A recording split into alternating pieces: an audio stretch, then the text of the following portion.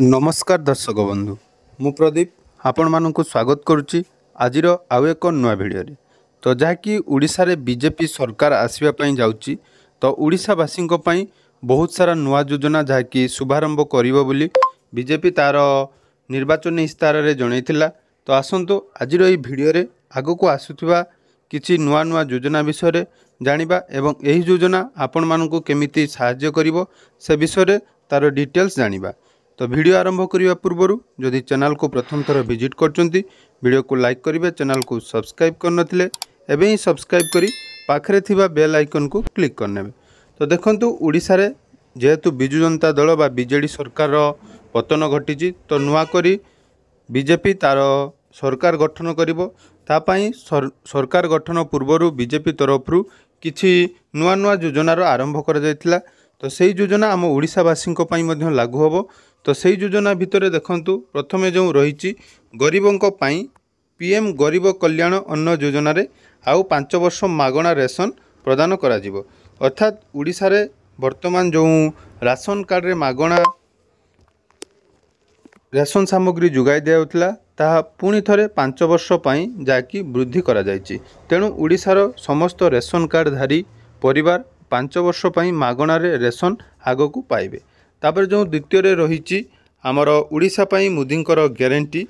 तो कलाकार उन्नति पई जहाँकि 5000 टंकार सहयोग राशि प्रदान करा जिवो एवं ओडिसी नृत्यशिल्पी एवं संगीतज्ञ मानकू आर्थिक सहायता एवं वृत्ति प्रदान करा जिवार जहाँकि घोषणा करा जायतिला।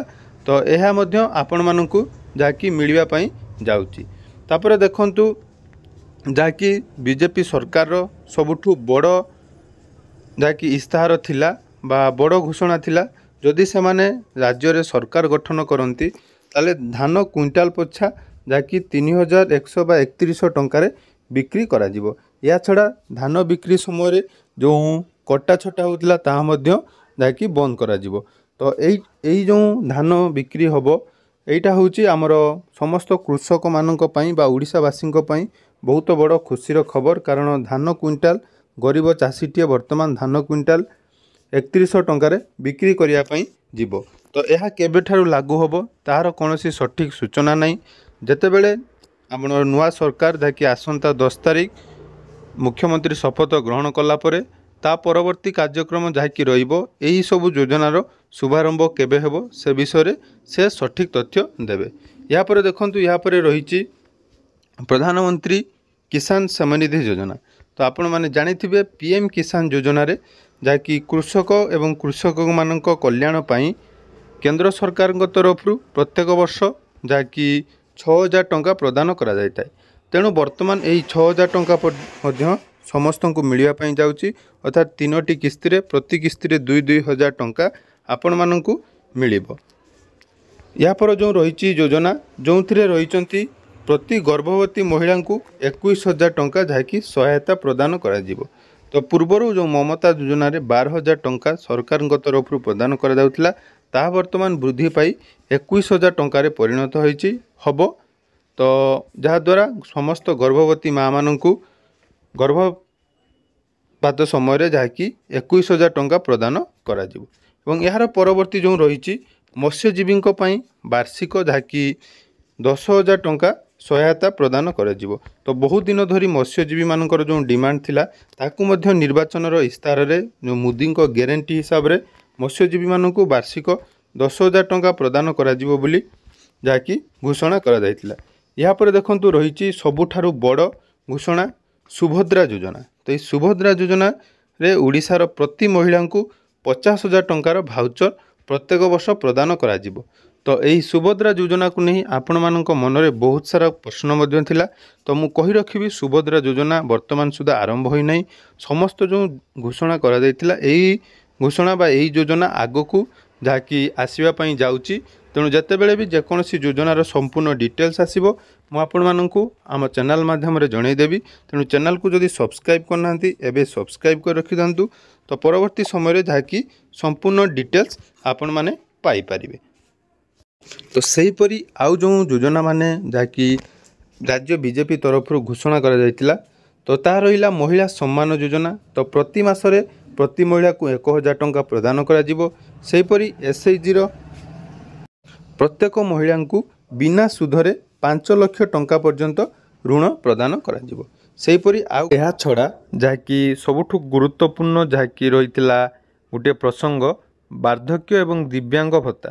तो प्रत्येक मासरे जहाँकि वर्तमान 1000 टंकार वृद्धि हुई 3000 टंका मिलिबो बोली जहाँकि राज्य बीजेपी तार निर्वाचनी समय घोषणा करथिला। सेपरे देखंतु 70 वर्षरु अधिक समस्त वरिष्ठ नागरिकों को 5 लक्षर निःशुल्क चिकित्सा बा जहाँकि आम जानिचु आयुष्मान कार्ड रो शुभारंभ करियो बोली जहाँकि बीजेपी सरकार घोषणा करथिला। सेहीपरि युवगोष्ठी 1.5 लक्षर जहाँकि सरकारी पदवी नियुक्ति। सेहीपरि पीएम सूर्यघर योजना माध्यम आपण मानक परिवार को बा समस्त परिवार को 300 यूनिट पर्यंत जहाँकि मागणा बिजुली जोगाई दिज्व। ये पीएम सूर्यघर योजना विषय जदि आपण संपूर्ण डिटेल्स जानापी चाहते तो आज ये विषय एक संपूर्ण डिटेल्स वीडियो आसीबो। जो माने पीएम सूर्यघर योजनार आवेदन करना केमिति आवेदन करेंगे ता विषय में जानीपर। एवं जहाँकि सबुठारु गुरुत्वपूर्ण प्रसंग रही भक्तों पर श्रीमंदिर चारिद्वार खोल एवं रत्नभंडार चाबी जहाँकि रही तदंत करा। एवं आउ गोटे जहाँकि बीजेपी तरफ घोषणा करा ओडिशा तृतीय सर्वबृहत जहाँकि पर्यटन स्थल हम। यहीपरि बहुत सारा जहाँकि निर्वाचन प्रतिश्रुति बीजेपी सरकार तरफ घोषणा करा। तेणु देखिबार अच्छी केबे बीजेपीर यही सबू जो घोषणा रही कार्यकारी हम जहाद्वारा ओडिशार समस्त लोक यार लाभ पाइपर। तेणु आशा करुच्ची आज भिडियोटी आपण मानक निहाती भल लगी। तो जदि भिडियोटी भल लगी चैनल को सब्सक्राइब करनथिले एबे ही सब्सक्राइब करने एवं आपण मानकु अन्य कौन स्कीम विषय संपूर्ण डिटेल्स जदि जानिया चाहूँगी तो आगो को आम चैनल माध्यम यहीपरि बहुत सारा गुरुत्वपूर्ण अपडेट आसीबो। तो तेणु यह थिला बीजेपी सरकार आगो को आसुवा 10टी बड़ योजना जहाँकि आपण माने निहाती जानिबा दरकार। एवं परवर्ती समय यही योजना गुड़िक कार्यकारी हेले ए विषय मध्य आपण माने संपूर्ण डिटेल्स जहाँकि जानी पारिबे। धन्यवाद।